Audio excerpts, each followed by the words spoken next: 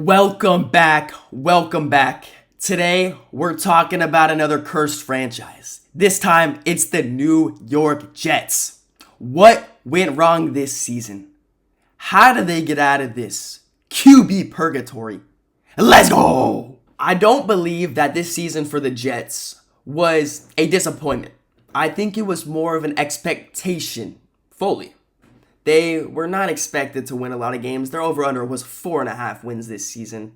Aaron Glenn was hired as a guy to rebuild the ship, just like Dan Campbell a couple years ago in Detroit. The same dude coming from Detroit, running a dominant defense the past couple years, and the Lions were winning because of him, if we're going to be honest. But I'm disappointed in Aaron Glenn this year. He's taken this Pete Carroll-esque step back where he's just mixing his mind in there instead of calling plays, I guess you could say, or manning his own defense. And what's the point of bringing in a quarterback like Justin Fields if you're going to bring in a defensive guru when he's not going to be that defensive guru? For example, Steve Wilks. He was the guy play calling, running the defense, and he's gone. Now he's gone.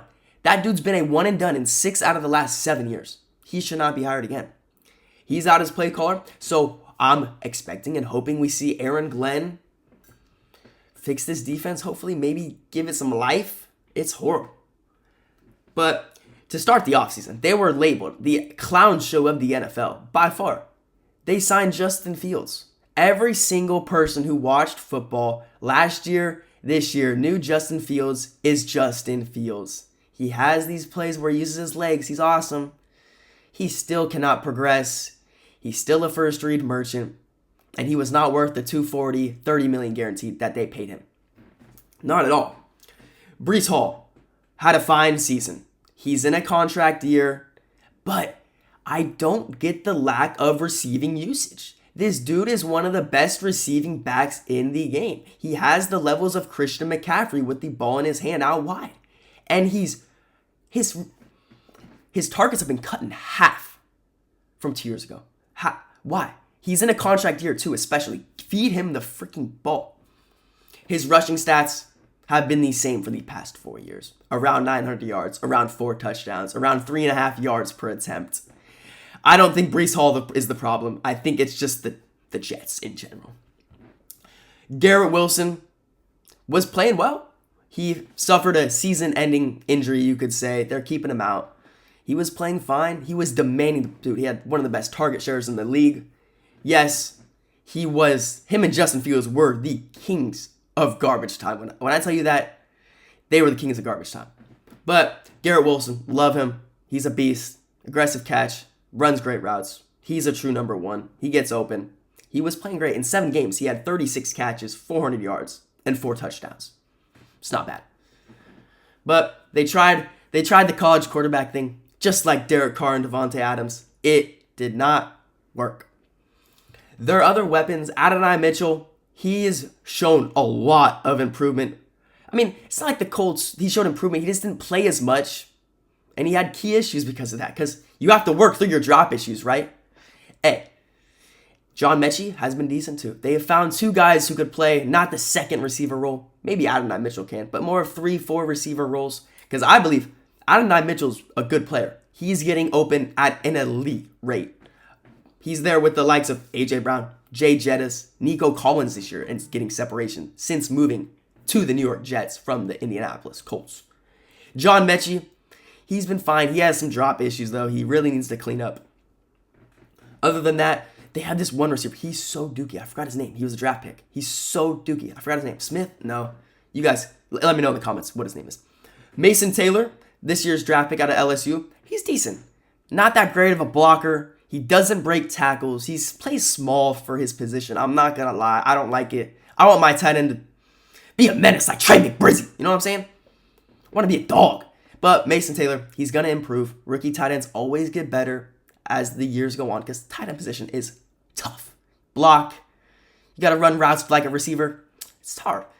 Jeremy Rucker, another tight end. He just got paid actually like an hour ago or something. 2-year, $10 million to block. Not bad. The offensive line, this is a plus of this team for sure. Their tackles are both figured out. Armin Membu this past year, the Raiders should have picked him. He is a top pick in this draft, one of the better picks, tackle, elite position. He's a beast. Probably going to be a top 10 tackle in the future. Olu Fashanu has been playing great under Aaron Glenn. He has definitely improved. Elijah Vera Tucker, that injury was brutal to the interior. Absolutely brutal, especially since he was on a contract year. Sucks for him. I could see him coming back on a friendly deal, but at the same time, it's line help. Teams are desperate for offensive line help. I could see him definitely leaving. But the Jets have a decent unit. They're a strong run blocking team, but the interior offensive line has been struggling down the stretch of the season. They need to figure out the interior. The Jets offense is still decently far away, but it's in a perfect spot to pick a quarterback. Where the heck do we start on the defensive side of the ball for the New York Jets? This is one of the worst defenses in the league. It feels like I keep saying it. Why do I talk about so many? I love talking about trash teams. It's awesome. But the Jets, one of the worst defenses in franchise history. They're allowing 28 points per game, 30th in the NFL. This is the second worst ranking since the league increased its team to 32 teams in 2002. Thought that was a crazy stat. They have only forced 2 turnovers this whole entire season. Is that the Aaron Glenn effect that we all expected? Dude, 2 turnovers forced. You have to try to not force the turnovers. That means you're getting no pressure. Nobody's making plays. That's simple. You need pressure to create turnovers.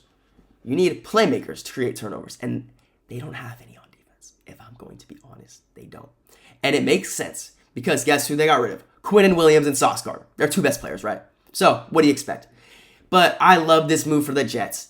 They loaded up on picks. What did they get? 3 first rounders and a second round pick. That is a masterclass from Moogie, their GM.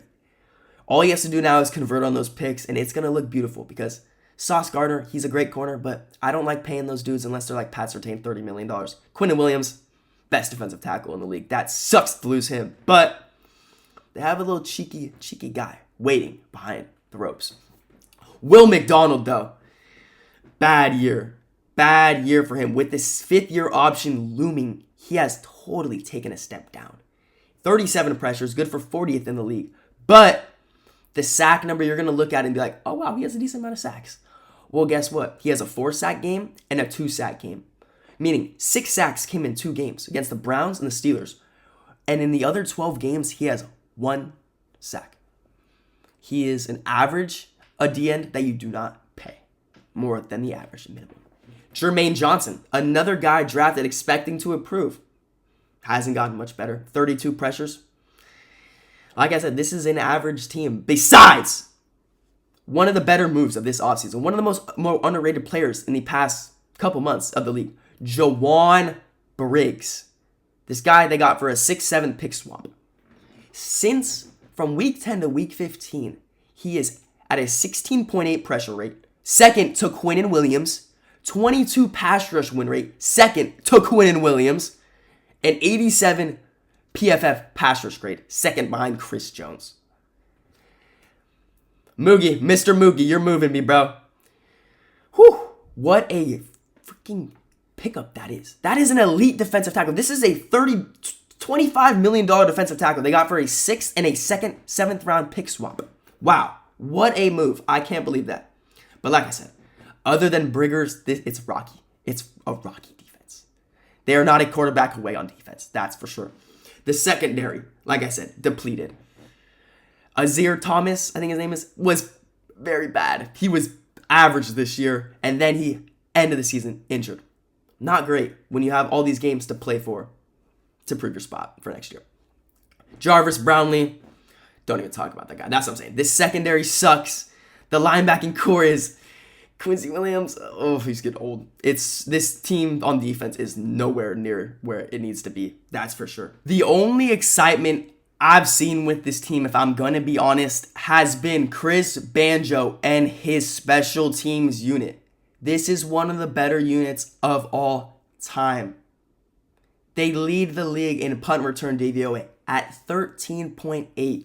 The second best is the Niners at 7.7. They're a whole double the Niners for the best punt return DVOA. Do you know how crazy that is? They also rank first in punt overall DVOA at 14.8. They're also second in extra point field goal at 10.1 behind Nick Folk, the Demon. He's been great this year. Like I said, this special teams has been awesome. Chris Banjo, this is his first year as special teams coordinator. They better hope he stays. I could easily see a team go out there and poach him. For sure.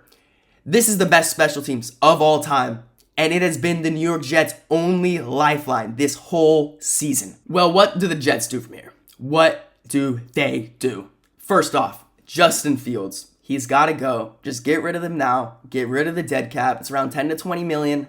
It's fine. Just let him go. Breece Hall. He needs an extension. Are you going to keep him or are you going to let him go? It's going to be around 10 to 15 million a year on AAV. I can maybe see him taking a team friendly. I highly doubt it though. These running backs want to get paid and the market heats up every year for them. You have to capitalize on the offensive infrastructure. You have your tackles. You have some weapons. You just need to figure out the interior. You trade up to number 1. If the Raiders don't have number 1, you go get number 2. Literally. You have to get your franchise guy this season. If it's Mendoza, if it's Dante Moore, if it's Menza, who knows if he goes out in the draft class. But they can be a lot better offense next year just with the quarterback, I believe. They have all the stocked up picks to make a trade as well. They can do whatever they want in the draft, if we're going to be honest. They have the most capital, besides maybe the Rams with a top 10 pick. But if we're going to be honest with this team, there's so many holes on defense. I don't know if they can give up the assets to trade to a number 1 from, where's their pick going to be? It's going to be around top 10. Nah, they'd be able to do it. They'd be able to do it for sure without giving up more than 2 or 3 picks maybe. Maybe a second rounder. Maybe 2 first, a second, and a third. Something in that range, I believe, could get them up from number 6, the 5 to 10 in the range, up to number 1, honestly. But they just need to hit on their picks, as every struggling franchise finds a way to mess up their draft selections. It pushes you back. You have to get youth that is cheap to expand the outcome of the team in the future. How are you going to... Teams need to hit on their draft picks, and that is where this all starts. For example, Will McDonald, Jermaine Johnson, 2 defensive edge picks. Garbage. Look at Quinnen Williams. Look at Sauce Gardner. They picked both of them. Top 5 picks. They just couldn't keep them for long enough because they didn't hit on the other picks necessary to keep the sustainability going. It's that simple. In the free agency, they need to allocate the salary to the secondary. Just the defense, totally in general. Defense, interior offensive line is where this team needs to improve on the most. I'm hoping they make a big trade up to number 1, number 2, number 3, top 3 in the draft. Go get your guy, New York. Give the fans a quarterback to root for. Jets fans, what do you guys want to happen? Do you want Breece to stay? Some of y'all are probably delusional to think that Justin Fields can still do it, but he can't. Who's your guys' favorite quarterback prospect? Let me know down below. I hope the Jets figure it out. And I'll see y'all boys tomorrow.